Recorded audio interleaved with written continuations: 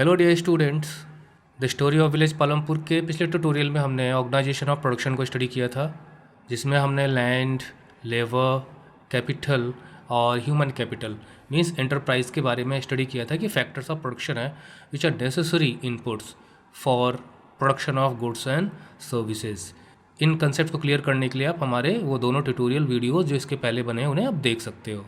और आपसे रिक्वेस्ट है कि वीडियो को आप लाइक अगर अच्छा लगे, और मैं ये भी कहता हूँ कि अगर आपको अच्छा ना लगे तो आप डिसलाइक कर दीजिएगा, बट रिएक्शन आप ज़रूर शो करिए। Don't watch the videos without showing your reaction. और इस ट्यूटोरियल में जो हमें स्टडी करना है वो हमारा टॉपिक है फार्मिंग इन पालमपुर। मीन्स कि हम सबसे पहला जो फैक्टर ऑफ प्रोडक्शन है लैंड को हम इसमें स्टडी करेंगे, और हम जल्दी से आगे बढ़ेंगे इसमें, जहाँ ज़रूरी होगा वहीं पे हम कंसेप्ट क्लियर करने के लिए रुकेंगे। तो फार्मिंग मेन प्रोडक्शन एक्टिविटी है वो हम ऑलरेडी स्टडी कर चुके हैं। 75% ऑफ पीपल जो पालमपुर में रहते हैं वो या तो फार्मिंग रिलेटेड वर्क करते हैं या फार्मिंग पर वो डिपेंडेंट है अपनी लाइवलीहुड के लिए, अपनी जीविका चलाने के लिए, अपना जीवन चलाने के लिए। और वो फार्मर्स भी हो सकते हैं और फार्म लेबरर्स भी हो सकते हैं, मींस खुद की किसानी कर सकते हैं खुद के खेत पर, या वो दूसरों के खेतों पर मजदूरी कर सकते हैं। और चूँकि दोनों फार्म रिलेटेड एक्टिविटीज़ हैं तो इन दोनों की जीवन की खुशहाली किस पे डिपेंडेंट है? Closely related to production on the farms अच्छा प्रोडक्शन तो अच्छी अर्निंग, ख़राब प्रोडक्शन तो ख़राब अर्निंग। तो उनकी लाइफ पूरी डिपेंडेंट है इनके ऊपर, किसके ऊपर? फार्मिंग एक्टिविटीज़ के ऊपर। लेकिन हमें ये ध्यान रखना है, but remember that there is a basic constraint जो आपको आपकी तरक्की करने से, आपको आगे बढ़ने से रोके, जो रुकावट का काम करे, वही कॉन्स्टेंट है। तो अगर हम फार्म का प्रोडक्शन बढ़ाना चाहते हैं, क्योंकि हमने यहाँ देखा कि प्रोडक्शन फार्म्स का डायरेक्टली इफेक्ट करता है the life of people who are dependent on farming. तो फार्म का प्रोडक्शन जितना ज़्यादा होगा उतना अच्छा होगा, लेकिन इसमें कांस्टेंट है, एक रुकावट, एक बाधा है, एक लिमिटेशन है जिसे हम कह सकते हैं। वो ये है कि land area under cultivation is practically fixed, क्योंकि जितने हिस्से पे खेती होती है, जुताई होती है, फार्मिंग होती है, वो फिक्स्ड है। यह हमेशा आप याद रखिए कि land is a natural resource which is fixed. हमें पृथ्वी पर जितनी भी भूमि मिली है वो फिक्स्ड है, हमें उसी से काम चलाना है। और इन्हीं में से ऐसी भी लैंड एरियाज है जहाँ पर फार्मिंग होती है। तो हम ज़्यादा से ज़्यादा ये कर सकते हैं कि जिस एरिया पे फार्मिंग नहीं होती है उसे हम फार्मिंग के, कल्टीवेशन के लायक बनाकर उस पर भी फार्मिंग कर सकें, इतना कर सकते हैं। लेकिन हम लैंड एरिया को इंक्रीज़ नहीं कर सकते। तो इसलिए यहाँ लिखा गया है कि practically land area is fixed. और सिंस 1960 से पालमपुर में there has been no expansion, कोई एक्सपेंशन लैंड एरिया का नहीं हुआ है अंडर कल्टीवेशन। इसका क्या मतलब समझे? 1960 के बाद से same land area under cultivation चल रहा है। जितने पर खेती 1960 में होती थी उतने पे खेती आज भी हो रही है। बाई देन, तब तक मतलब 1960 तक आते आते सम ऑफ द वेस्ट लैंड्स, मतलब जहाँ पर खेती नहीं होती थी, बंजर भूमि रही होगी, बेकार की भूमि रही होगी गांव में, उसे भी कल्टीवेबल लैंड में कन्वर्ट किया जा चुका है, मतलब उसे खेती योग्य बनाया जा चुका है। इसका मतलब 1960 के पहले जो फिक्स्ड लैंड एरिया था उसमें कुछ लैंड एरिया जोड़ा गया है वेस्ट लैंड को कल्टीवेबल लैंड बनाकर। तो 1960 के बाद से इसलिए इंक्रीज़ नहीं हुआ, क्यों? क्योंकि अब कोई स्कोप ही नहीं बचा है कि हम फार्म प्रोडक्शन को बढ़ा सकें by bringing new land under cultivation. यानी कल्टीवेबल लैंड अब बची नहीं है जिसे हम भूमि को जोतने योग्य बना सकें।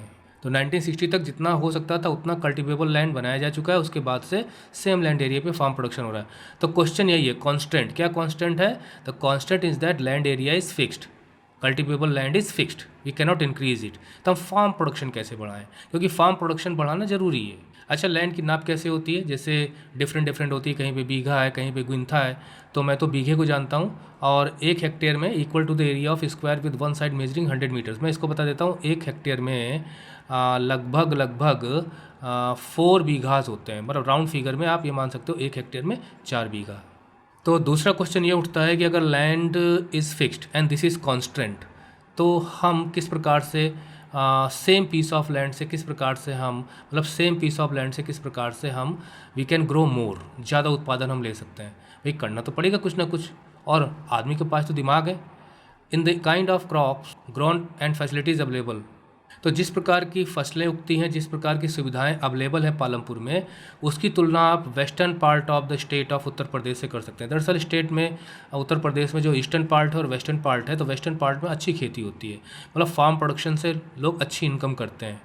वहाँ पे सिंचाई के साधन उपलब्ध हैं, अच्छी फैसिलिटीज़ हैं, और मॉडर्न फार्मिंग मेथड भी अडॉप्ट किए गए हैं वहाँ पर। तो इसलिए बताया गया है कि पालमपुर की स्थिति आप ये समझ लीजिए जैसे वेस्टर्न उत्तर प्रदेश, और जितनी भी लैंड पे कल्टीवेशन होता है, हो सकता है वो पूरा का पूरा कल्टीवेशन पालमपुर में होता है। कोई भी लैंड आइडल नहीं पड़ी है, मतलब कोई भी भूमि ऐसी नहीं है जिसे कहा जा सके कि उसे हम जोतने योग्य बना सकते हैं। मतलब जो भी हो सकता है तो उतना कल्टीवेबल लैंड बनाया जा चुका है। अच्छा, रेनी सीजन में यानी खरीफ के सीज़न में जो फार्मर्स हैं वो ज्वार और बाजरा की खेती करते हैं, और इन्हें कैटल फीड के रूप में भी इस्तेमाल करते हैं, मतलब जानवरों के चारे के रूप में भी इस्तेमाल करते हैं। उसके बाद पोटैटो का कल्टीवेशन अक्टूबर से दिसंबर के बीच में होता है, यानी रबी क्रॉप के सीज़न में। ये सब आप ज्योग्राफी में क्लास 10th में पढ़ेंगे। इन द विंटर सीजन यानी रबी क्रॉप, ये जो मैंने आपको बताया, और उसमें वीट भी बोया जाता है। तो वीट और ये पोटैटो दोनों रबी सीजन की क्रॉप है।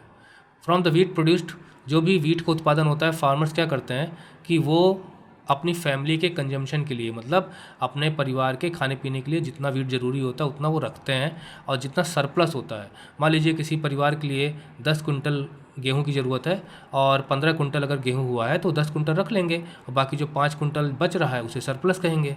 तो जो सरप्लस वीट है उसे वो मार्केट में रायगंज में बेच देते हैं। आपको याद आ रहा होगा, शुरू में हमने बताया था कि पालमपुर के नज़दीक कौन सी मार्केट है। इसके अलावा शुगर केन की भी खेती होती है, मतलब वही लैंड एरिया जिस पे कल्टीवेशन होता है उस पे तरह तरह के क्रॉप्स उगाई जाती हैं। मतलब not only one crop but many crops are grown. उसमें शुगर केन की भी खेती होती है, और शुगर केन लगभग पूरा साल ले लेता है, इसलिए साल में एक बार इसकी खेती हो पाती है। और उसके बाद शुगर केन को बाज़ार में बेच दिया जाता है, या तो रॉ फॉर्म में, मतलब शुगर केन को वैसा का वैसे ही बेच दिया जाता है, या उसको गुड़ में कन्वर्ट करके और शाहपुर के ट्रेडर्स को बेच दिया जाता है। ये सब हम शुरू में बता चुके हैं कि पालमपुर के आसपास कौन कौन से एरियाज़ हैं। The main reason why farmers are able to grow 3 different crops. अब हमने 3 डिफरेंट क्रॉप्स हमने देखी, ज्वार बाजरा है, पोटैटो, वीट है और शुगर केन। और ऐसा इसलिए हो पाया क्योंकि वहाँ पे well developed system of irrigation है, इलेक्ट्रिसिटी भी वहाँ पे अवेलेबल है। हम सब फर्स्ट ट्यूटोरियल पार्ट में सब पढ़ चुके हैं, बहुत पहले ही वहाँ पे बिजली आ गई थी। और इसका जो इम्पैक्ट है, प्रभाव क्या पड़ा कि वहाँ पर जो इरिगेशन का ट्रेडिशनल सिस्टम था जिसे हम पर्सन व्हील्स कहते हैं, जैसे आप देख रहे हो डायग्राम में, उसे अब रिप्लेस करके अब इलेक्ट्रिक रन ट्यूबवेल्स लगा दिए गए, मतलब बिजली से चलने वाले ट्यूबवेल्स। और पर्सन व्हील सिस्टम में क्या था कि वाटर कुओं से निकाला जाता था और फील्ड्स में, ये बहुत पुराना सिस्टम था। अगर आप 30 साल पहले भी अगर आप हिस्ट्री में देखें तो कुओं से पानी निकाल कर और पुर के माध्यम से पानी की सिंचाई होती थी। और इलेक्ट्रिसिटी से चलने वाले ट्यूबवेल्स क्या हैं कि वो irrigate much larger areas of land more effectively, तो ज़्यादा प्रभावी ढंग से ज़्यादा एरिया पे सिंचाई कर सकते हैं, कम समय में सिंचाई कर सकते हैं, ज़्यादा एफिशिएंट तरीके से कर सकते हैं। ट्यूबवेल्स की शुरुआत गवर्नमेंट ने की थी, पहले ट्यूबवेल्स गवर्नमेंट ने इंस्टॉल करवाए, मतलब लगवाए, और उसके बाद लोगों ने देखा इसके फ़ायदे हैं तो फार्मर्स ने खुद ही अपने सेटअप करने शुरू कर दिए प्राइवेट ट्यूबवेल्स, मतलब जो गवर्नमेंट के द्वारा नहीं लगवाए गए थे। उसका नतीजा ये हुआ कि 1970s तक आते आते जितना भी कल्टिवेटेड एरिया था, कितना कल्टिवेटेड एरिया था, 200 हेक्टेयर्स, और एक हेक्टेयर में लगभग 4 बीघा होते हैं, तो ये 800 बीघे के बराबर हो गया पूरा का पूरा। तो काफ़ी एरिया है यहाँ पे जो कल्टीवेट होता है। तो आपको एक नया डेटा मिला कि वहाँ पर कितनी कृषि योग्य भूमि है जिस पर खेती होती है। बीच में दिया गया है कि भारत में हर गाँव में इस तरह के लेवल ऑफ इरिगेशन सिस्टम नहीं है। तो जो हमारे रिवराइन प्लेन्स हैं, मतलब नदियों के द्वारा जो मैदानी इलाके हैं, और जो हमारे कोस्टल रीजन्स हैं, वहाँ पर अच्छी खासी इरिगेशन की फैसिलिटीज़ हैं क्योंकि वहाँ पे पानी उपलब्ध है। तो कोस्ट इन कॉन्ट्रास्ट यानी प्लेटो एरिया जो है हमारे डेक्कन का प्लेटो, ये सब आप पढ़ेंगे ज्योग्राफी के फिजिकल फीचर्स ऑफ इंडिया में। तो वहाँ पे लेवल ऑफ इरिगेशन लो है, वहाँ पे उस तरह की नदियाँ तो नहीं बहती ना जैसे हिमालयन रिवर्स हैं। और अगर देखा जाए पूरे भारत का कल्टिवेटेड एरिया लिया जाए तो लगभग 40% से भी कम ही इतना एरिया है जहाँ पर इरिगेशन होती है, मतलब सिंचाई से खेती हो जाती है। बाकी जो 60% बच जाता है वो रेनफॉल पे डिपेंडेंट है। वर्षा अच्छी हुई तो खेती अच्छी हुई, वर्षा ख़राब हुई तो खेती ख़राब हो गई। To grow more than one crop, अगर एक क्रॉप से ज़्यादा उगाना है और सेम पीस ऑफ लैंड पे पूरे साल भर में, उसे मल्टीपल क्रॉपिंग कहते हैं। मतलब एक ही पीस ऑफ लैंड पे आप एक फसल ना उगाकर एक से ज़्यादा फसल उगाते हो तो उसे मल्टीपल क्रॉपिंग कहते हैं। सेम पीस ऑफ लैंड होना चाहिए। और आपने देखा होगा कि अगर आप गांव में रहते हो, आपके खेत हैं, तो उसे पता चला कि उसमें धान भी बो दिया जाता है, उसमें वीट भी बो दिया जाता है, हो सकता है उसमें और कोई भी क्रॉप उगाई जाती हो, तो वो सब मल्टीपल क्रॉपिंग के तहत आएगा। तो पालमपुर में फ़िलहाल क्या है कि वहाँ पे मल्टीपल क्रॉपिंग सिस्टम है। 2 मेन क्रॉप्स होती हैं और तीसरे पोटैटो को जनरली उगाते हैं, और पिछले 15-20 साल से यही चला आ रहा है। ये जो मुख्य फसलें जो बताई गई इन्हीं में से 2 मेन क्रॉप और एक पोटैटो यहाँ पे डिस्कस करने के लिए दिया गया है, टेबल दिया गया है, और उसमें लैंड अंडर कल्टीवेशन शो किया गया है। और plot this on the graph, चलिए देखते हैं क्या दिया गया है। तो ये है, इसे ग्राफ भी बनाया गया है यहाँ पे। ये है हेक्टेयर्स में, मिलियन ऑफ हेक्टेयर्स में कि कितने पर खेती होती है, कितने लैंड एरिया पर। तो आइए देखते हैं क्वेश्चन क्या पूछा गया है। अभी देखिए इस ग्राफ में बताया गया 1950-51 के दौरान लगभग 120 से थोड़ा ज़्यादा मिलियन हेक्टेयर्स पर खेती होती थी। धीरे धीरे देखिए बहुत ज़्यादा अंतर नहीं आ रहा है। और 2014-15 में भी, तो इसमें ट्यूटोरियल में जो हमारे पास PDF उपलब्ध है उसमें ये डेटा दिया गया है, वो 140 और 60 के बीच में मिलियन हेक्टेयर्स पर खेती होती है। तो हम इसे बढ़ा सकते हैं। तो is it important to increase the area under irrigation? Yes, क्योंकि रेनफॉल हमेशा रेगुलर नहीं होती। अगर इरीगेशन सिस्टम रहेगा तो फार्मर्स निश्चिंत होकर खेती कर सकेंगे और फार्म प्रोडक्शन बढ़ेगा। और इरिगेशन से हम न्यू लैंड भी अंडर कल्टीवेशन ला सकते हैं, क्योंकि कई जगह ऐसी है जहाँ पे सिंचाई ना होने की वजह से वहाँ की भूमि वैसी की वैसी पड़ी हुई है। अब पालमपुर में आप पढ़ चुके हैं कि क्रॉप्स उगाई जाती हैं किस प्रकार से। तो आपको ये टेबल भरने के लिए दिया गया है। ये टेबल आप ऑलरेडी भर सकते हो, जैसे नेम ऑफ क्रॉप वीट कर दिया है ना।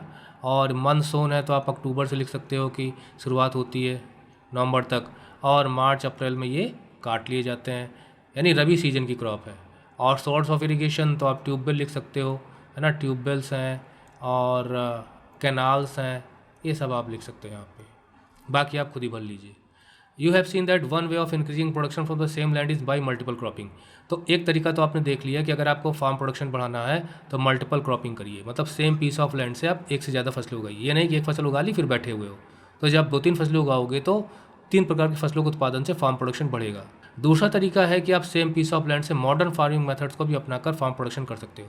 तो देखिए लैंड इज फिक्स्ड, ये हम ऑलरेडी पढ़ चुके हैं। और ये क्या है? एक कॉन्स्ट्रेंट है। अब इस कॉन्स्ट्रेंट एक लिमिटेशन है, एक रुकावट है फार्म प्रोडक्शन को बढ़ाने का। तो इसका तरीका ये है कि आप मल्टीपल क्रॉपिंग कर सकते हो। तो मल्टीपल क्रॉपिंग तो हमने पढ़ ली। इसके अलावा मॉडर्न मेथड्स अपना सकते हो, मॉडर्न फार्मिंग मेथड्स अपना के भी आप फार्म प्रोडक्शन बढ़ा सकते हो। तो ये हमें अभी पढ़ना है। अब देखिए पहली बात तो यहाँ एक ये दिया गया है कुछ यहाँ पे इमेजेस, इसको हम बाद में देखेंगे। पहले देखिए क्या लिखा गया है।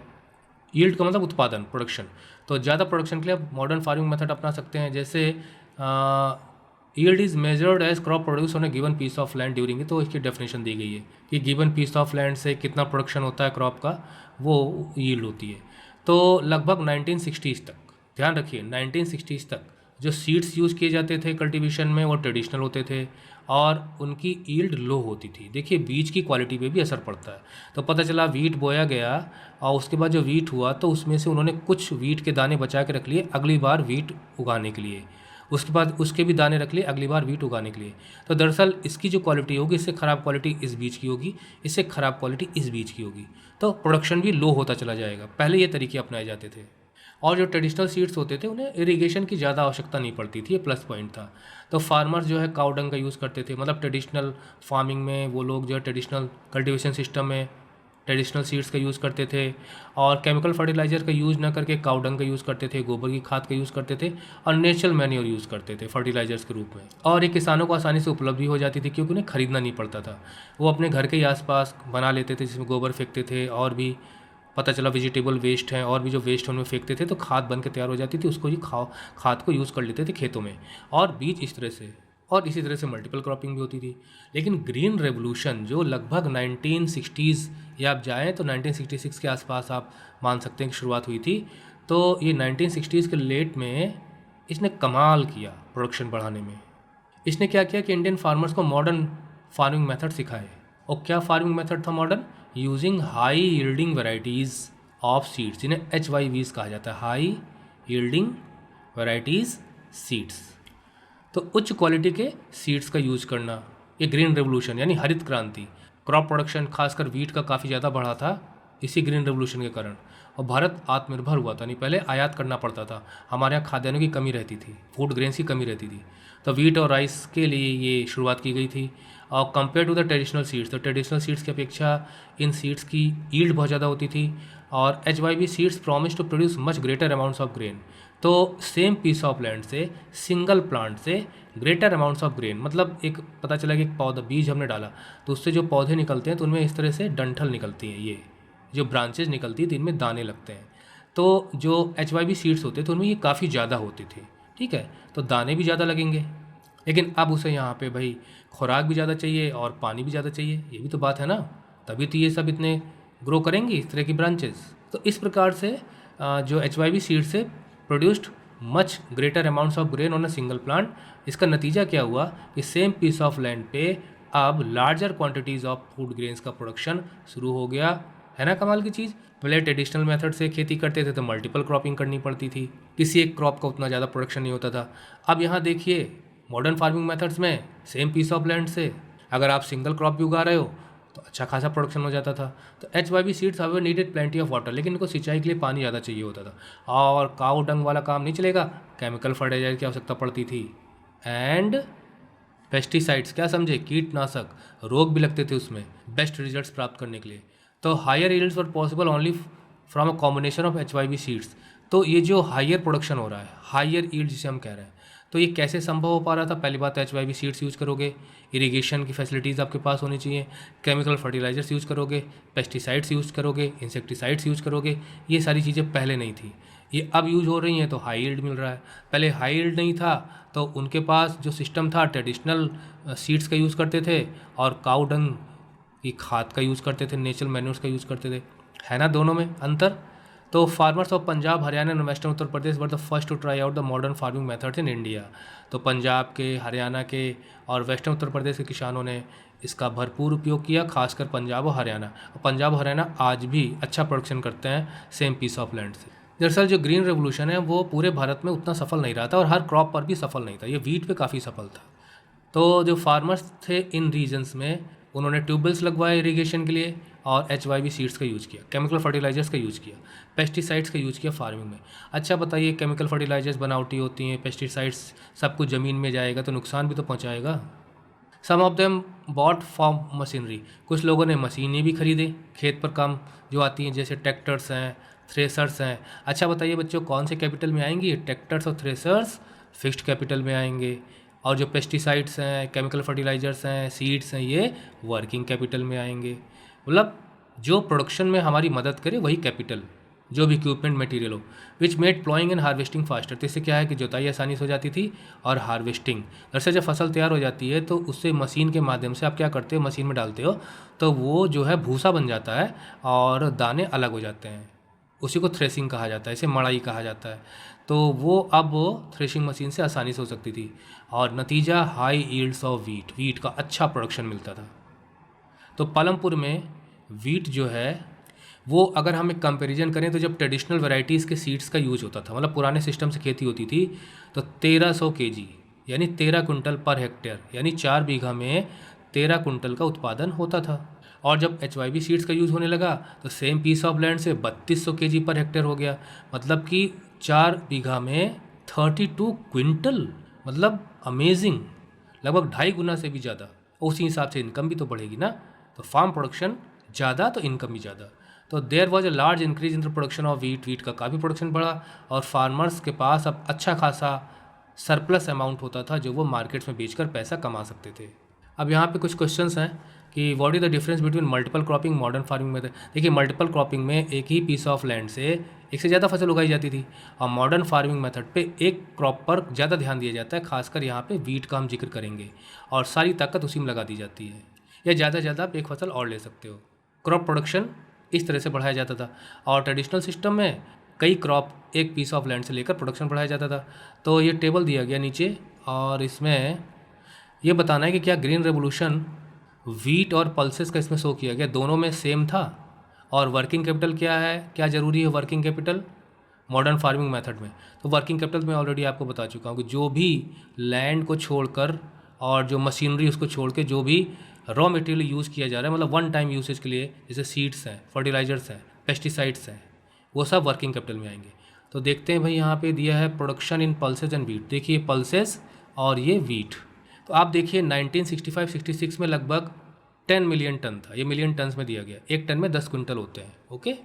और लगभग वीट भी इतना ही उत्पादन होता था, 10 मिलियन टन। लेकिन अब आप देखिए 2017-18 तक आते आते कितना बदलाव आया है मॉडर्न फार्मिंग की वजह से। ये ज़्यादा से ज़्यादा दुगने से थोड़ा ज़्यादा 2.5 गुना, लगभग 2.5 टाइम्स, और ये लगभग 10 टाइम्स अगर हम इसे 100 मान लें तो। Amazing amazing amazing. तो ये फ़र्क पड़ा ग्रीन रेवोल्यूशन की वजह से। और इस टेबल से हमें ये पता चलता है कि ग्रीन रेवोल्यूशन का हर क्रॉप पे बराबर असर नहीं पड़ा, मतलब it did not affect the production of every crop. जैसे पल्सेस पे ग्रीन रेवोल्यूशन का ज़्यादा प्रोडक्शन पे असर नहीं पड़ा, बल्कि वीट पर पड़ा, मतलब लोगों ने वीट पर ज़्यादा ध्यान दिया, पल्सेस पे कम ध्यान दिया, हम ये कह सकते हैं। अभी देखिए अच्छी इमेज बनाई गई यहाँ पे मॉडर्न फार्मिंग मेथड्स में ना, HYB seeds working capital, pesticides working capital, fertilisers working capital. अब ये जो मशीनरी है ये वर्किंग कैपिटल ये आपका फिक्स्ड कैपिटल, ये डीजल जो है वर्किंग कैपिटल में आ जाएगा, क्योंकि ये यूज़ हो जाएगा प्रोडक्शन के समय, यूज़ हो जाएगा। और ये क्या है, यूज़ प्रोडक्शन के समय एक ही बार नहीं होता, ये फ्यूचर प्रोडक्शन में भी आगे भी काम आता रहेगा। जो फ्यूचर प्रोडक्शन में आपको मदद करे वही है कैपिटल। जो करंट प्रोडक्शन में ही यूज़ हो जाए, आगे के प्रोडक्शन को करने के लिए ना बचा रहे, तो फिक्स्ड कैपिटल नहीं होता। इसके अलावा कैनाल्स हैं, पंपिंग सेट्स हैं, इलेक्ट्रिसिटी भी यूज़ हो जाती है, लेकिन जो मशीनरी यहाँ यूज़ की जा रही, जो पावर स्टेशंस लगाए जाते हैं वो फिक्स्ड कैपिटल में है, लेकिन इलेक्ट्रिसिटी जो जनरेट हो रही है वो यूज़ अप हो जाती है, तो वर्किंग कैपिटल में। डैम्स भी जो बड़े बड़े बनाए जाते हैं वो भी फिक्स्ड कैपिटल में आ जाएंगे। तो ये है पूरा का पूरा सेटअप मॉडर्न फार्मिंग मेथड्स का, लिखा ना मॉडर्न फार्मिंग मेथड्स। जो मॉडर्न फार्मिंग मेथड्स हैं उन्हें फार्मर को अब अगर अगले सीजन की खेती करनी हो तो उनको ज़्यादा कैश की आवश्यकता पड़ती है देन बिफोर, क्योंकि पहले उनके पास रीडीली अवेलेबल हो जाता था नेचुरल मैन्योर, ट्रेडिशनल सीड, खुद ही वो उसका प्रबंध करते थे, लेकिन अब सारी चीज़ें उन्हें बाहर से खरीदनी होती हैं। दैट इज़ वाई उन्हें कैश चाहिए शुरू में। अब वो पिछले सीजन के प्रोडक्शन से अगर वो कैश बचा पाए हैं तो कोई दिक्कत नहीं है, नहीं बचा पाए तो नहीं। अच्छा, अब जो पिछला प्रोडक्शन हुआ, जैसे मान लीजिए वीट का प्रोडक्शन हुआ, अब आगे चल के उन्हें पोटैटो का प्रोडक्शन लेना है, तो वीट के प्रोडक्शन से जो इनकम होगी, वो जो इनकम होगी वो कैपिटल का काम करेगी पोटैटो के प्रोडक्शन के लिए। मैं बार बार आपको कैपिटल बता रहा हूँ क्योंकि बहुत ही इंपॉर्टेंट कंसेप्ट है। सिर्फ इसको पढ़कर एग्जाम पास लेने से मतलब नहीं होना चाहिए आपको। Try to understand that we try to explain in our videos. अच्छा, ड्यूरिंग योर फील्ड विजिट, अच्छा अब यहाँ पे एक्टिविटी दी गई, इस एक्टिविटी को भाई आप करो, कोई दिक्कत हो तो कमेंट बॉक्स में लिखो। इसके बाद अब क्वेश्चन उठता है कि जब मॉडर्न फार्मिंग मेथड्स में हम फर्टिलाइजर्स का यूज़ करेंगे, केमिकल फर्टिलाइजर्स का यूज़ करेंगे, HYB सीड्स का हम यूज़ करेंगे, पेस्टिसाइड्स का यूज़ करेंगे, तो उसका ज़मीन पर क्या असर पड़ेगा? क्या लैंड सस्टेन कर पाएगी? मतलब जो लैंड की जो फर्टिलिटी है क्या वो बनी रह पाएगी? उसकी क्वालिटी वैसी की वैसी रह पाएगी, ख़राब हो जाएगी? That is why will the land sustain. तो लैंड देखिए एक नेचुरल रिसोर्स है और इसका यूज़ हमें ढंग से करना चाहिए, बहुत केयरफुल तरीके से। जो साइंटिफिक रिपोर्ट्स हैं वो ये बताती हैं कि जो मॉडर्न फार्मिंग मेथड्स हैं उनकी वजह से हमने नेचुरल रिसोर्स को ओवर यूज़ किया है। जैसे मान लीजिए पीस ऑफ लैंड का जो नेचुरल फर्टिलिटी है उससे 10 क्विंटल गेहूँ हो सकता है। अब आपने उसमें केमिकल फर्टिलाइजर डाल के उससे 15 क्विंटल गेहूँ ले लिया, तो आपने 5 क्विंटल गेहूँ के लिए आपने ज़बरदस्ती की इस पीस ऑफ लैंड के साथ। तो कैसे सस्टेन कर पाएगी जब आप ओवर एक्सप्लॉइटेशन करोगे किसी चीज़ का? जितना वो वहन कर सकता है उससे ज़्यादा लोड डाल दोगे तो हाउ कैन इट सस्टेन? वो नहीं बनी रह सकती उसकी क्वालिटी। तो ये एक इशू है ग्रीन रेवोल्यूशन के साथ। In many areas green revolution is associated with the loss of soil fertility. तो ग्रीन रेवोल्यूशन ने सॉइल फर्टिलिटी को कम किया है और उसकी कमी की वजह है केमिकल फर्टिलाइजर का ज़्यादा से ज़्यादा यूसेज। देखिए केमिकल फर्टिलाइजर का मतलब ये है कि जैसे मैंने यहाँ बताया कि 10 क्विंटल गेहूँ तो नेचुरली हो सकता है और आपने 15 ले लिया, तो आपने केमिकल फर्टिलाइज़र इसमें डाल के ऐसा किया है, मतलब इसमें आपने केमिकल फर्टिलाइज़र से फर्टिलिटी को बढ़ाया। तो होता क्या है कि जब अगली बार आप इसी पीस ऑफ लैंड पे अब आप फर्टिलाइज़र का यूज़ करोगे तो आपको ज़्यादा करना पड़ेगा, क्योंकि इस ज़मीन को आदत पड़ चुकी है केमिकल फर्टिलाइज़र की। तो अब आप 15 क्विंटल गेहूँ उगाना चाहते हैं, तो मान लीजिए अगर आपने यहाँ पे 5 kg फर्टिलाइज़र का यूज़ किया तो हो सकता है यहाँ पे आपको 7 kg करना पड़े। तो साल दर साल होता क्या है कि सेम पीस ऑफ लैंड की जो नेचुरल फर्टिलिटी है पूरी डिपेंडेंट हो जाती है केमिकल फर्टिलाइज़र पे, और इसकी मात्रा ज़्यादा चाहिए होती है, और जितनी ज़्यादा मात्रा ज़मीन में जाएगी उतनी ही उसकी नेचुरल क्वालिटी ख़राब होगी। और इसके अलावा क्या करते हैं भाई, ट्यूबवेल लगा लिया हमने, तो ट्यूबवेल क्या है, वो अगर रेन वाटर है तब तो बहुत ही अच्छी बात है, अगर रेन अच्छी तरह से नहीं हो रही तो ग्राउंड वाटर का यूज़ होता है। अब ज़्यादा ग्राउंड वाटर आप इरीगेशन के लिए यूज़ करोगे तो जो वाटर टेबल है, मतलब मान लीजिए ज़मीन पे हम चलते हैं, यहाँ रह रहे हैं, तो इसके नीचे एक लेयर होगी जहाँ पे अंडरग्राउंड वाटर होगा, तो हम इसको ड्रिल करके नीचे से निकाल सकते हैं। तो ये टेबल ज़्यादा नीचे चले जाएगा तो ज़्यादा ड्रिलिंग करनी पड़ेगी, तो वाटर का लेवल जो है ग्राउंड वाटर लेवल वो नीचे चला जाता है। और इन्वायरमेंटल रिसोर्सेज जैसे कि सॉइल फर्टिलिटी है और जो ग्राउंड वाटर है, ये इनको बनने में सालों लगते हैं। मतलब सॉइल की फर्टिलिटी रिगेन होने में टाइम लगता है, ग्राउंड वाटर को भी दोबारा वाटर टेबल रिगेन करने में टाइम लगेगा। हाँ, अच्छा खासा पानी बरस गया ठीक है तो अच्छी बात है, नहीं बरसा तो और नीचे चला जाएगा। और जो सॉइल की फर्टिलिटी है, आपको कम से कम 3 से 5 साल अगर आप खेत को दोबारा छोड़ दोगे, पड़े रहने दोगे, तो फिर वो नेचुरल तरीके से अपनी फर्टिलिटी को गेन करेगी। और होता क्या है कि हम उसी पीस ऑफ लैंड पे एक भी साल क्या, एक सीजन भी नहीं छोड़ते, बल्कि हम 2-2 3-3 क्रॉप लेते रहते हैं उससे। और once destroyed it is very difficult to restore them. और एक बार ग्राउंड वाटर और सॉइल फर्टिलिटी ख़राब होती है तो रिस्टोर करने में दिक्कतें आती हैं। तो we must take care of the environment, हमें अपने पर्यावरण का ध्यान रखना चाहिए और ensure future development of agriculture. तो आगे की कृषि कैसी हो उस पर हमें ध्यान देना होगा, तब जाके हमारा पर्यावरण सुरक्षित रहेगा। यानी कि हमें अब ऑर्गेनिक खेती करनी चाहिए, है ना। आपने नाम सुना होगा इसमें, जिसमें केमिकल फर्टिलाइजर्स का यूज नहीं होता है।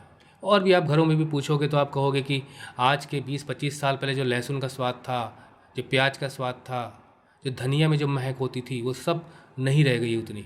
आलू बड़े बड़े हो तो रहे हैं, मूली मोटी मोटी मिल तो रही है, लेकिन सब में यूरिया है। पहले इस तरह से प्रोडक्शन नहीं होता था, कम होता था, लेकिन उनमें स्वाद रहता था। तो ऑर्गेनिक खेती से हम दोबारा उन सब चीज़ों को ला सकते हैं। देखिए, इसमें लिखा गया है कि जो केमिकल फर्टिलाइजर्स होते हैं उनमें मिनरल्स होते हैं। तो मिनरल्स क्या करते हैं, वो वाटर में डिज़ोल्व हो जाते हैं और उसके बाद प्लांट्स को अवेलेबल होते हैं। वो मिनरल्स एक प्रकार से पोषक तत्व होते हैं जो प्लांट्स को मिलते हैं, वाटर में डिज़ोल्व होते हैं, वाटर प्लांट के डिफरेंट पार्ट्स में पहुंचता है।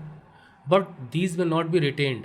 लेकिन आगे क्या लिखा है देखते हैं, दीज में नॉट बी रिटेन्ड, लेकिन ये मिट्टी में ज़्यादा समय तक नहीं रहते। They may escape from the soil and pollute ground water. ये नीचे रिस्क के जाके ग्राउंड वाटर में भी पहुंच जाते हैं। मतलब मान लीजिए कि ये आपने फर्टिलाइज़र डाला, ठीक है, पानी में, तो प्लांट तो इनको यूज़ करेगा ही, लेकिन ये नीचे भी चले जाते हैं परकुलेट करते हुए ग्राउंड वाटर में भी। सब का सब सॉइल सोख नहीं पाती है और उसके बाद फिर रिवर्स में भी पहुंच जाते हैं, लेक्स में भी पहुंच जाते हैं। तो केमिकल फर्टिलाइजर्स उन बैक्टीरियाज को भी ख़त्म कर देते हैं सॉइल में, उन माइक्रो ऑर्गेनिजम्स को भी ख़त्म कर देते हैं जो सॉइल की फर्टिलिटी को बढ़ाते हैं। आपने सॉइल की प्रोफाइल में पढ़ा होगा किस प्रकार से जो हमारी ऊपरी लेयर होती है, खासकर ह्यूमस की, तो उसमें माइक्रो ऑर्गेनिजम्स होते हैं, बैक्टीरियाज होते हैं जो सॉइल की फर्टिलिटी को बढ़ाने का काम करते हैं। तो जब वो मर जाएंगे तो क्या होगा कि after some time the soil will be less fertile, soil less fertile हो जाएगी पहले की अपेक्षा। इसी को कहते हैं कि soil will not be able to sustain if you continue the use of chemical fertilizers. ये डाउन टू अर्थ सोर्स है जहाँ से ये रिपोर्ट छापी गई है। The consumption of chemical fertilizer Punjab is highest in the country. तो केमिकल फर्टिलाइजर का सबसे ज़्यादा यूज़ कहाँ होता है खेती में? पंजाब में होता है। तो जब कंटिन्यूस यूज़ केमिकल फर्टिलाइजर्स का होता रहता है तो जिससे सॉइल की क्वालिटी डिग्रेड होती है, नीचे होती है, क्वालिटी कम होती है। तो पंजाब फार्मर्स बार बार जब कंटिन्यूस यूज़ करते चले आ रहे हैं केमिकल फर्टिलाइजर्स का, तो अब क्या होने लगा है कि उन्हें ज़्यादा से ज़्यादा केमिकल फर्टिलाइजर्स यूज़ करने पड़ते हैं इनपुट के रूप में, जिससे उन्हें सेम प्रोडक्शन लेवल मिल सके। जो मैंने आपको पहले बताया था, है ना, 10 कुंटल से 15 कुंटल लिया तो मान लीजिए उन्हें 5 kg फर्टिलाइजर यूज़ करना पड़ा। अब अगले सीजन में उन्हें 15 कुंटल लेना है तो पता चला 7 kg, अगले सीजन में फिर 15 कुंटल लेना है तो पता चला 10 kg। तो केमिकल फर्टिलाइजर तो बढ़ता चला जा रहा है यूज उसी ज़मीन पर, उसी पीस ऑफ लैंड पे, जबकि हमारा प्रोडक्शन उतना का उतना ही है। अगर इसमें हम कमी कर देंगे तो इतना प्रोडक्शन नहीं मिलेगा। एक फैक्ट है कि ज़मीन पर अगर आप केमिकल फर्टिलाइजर यूज़ करते हो तो ज़्यादा ज़्यादा उसकी डिमांड करती है। This means cost of cultivation is rising. इससे कल्टिवेशन की कॉस्ट बढ़ जाएगी तेज़ी से। ये ट्रिब्यून की रिपोर्ट है ना, अखबार है द ट्रिब्यून। और ये बताने की ज़रूरत तो है ही नहीं है कि किस प्रकार से जो प्लांट्स होते हैं, है ना, तो उनके जो फल लगते हैं उनमें भी ये केमिकल फर्टिलाइजर के तत्व पहुंच जाते हैं और हम उन्हें खाते हैं तो हमारे अंदर भी पहुंच जाते हैं। अगर आपके घर के आसपास थोड़ी भी ज़मीन है तो आप वहाँ निश्चित रूप से ऑर्गेनिक खेती करके टमाटर वगैरह, धनिया वगैरह ज़रूर उगाइए। तो ये जो लैंड डिस्ट्रीब्यूशन वाला है इसे हम अगले पार्ट में लेंगे।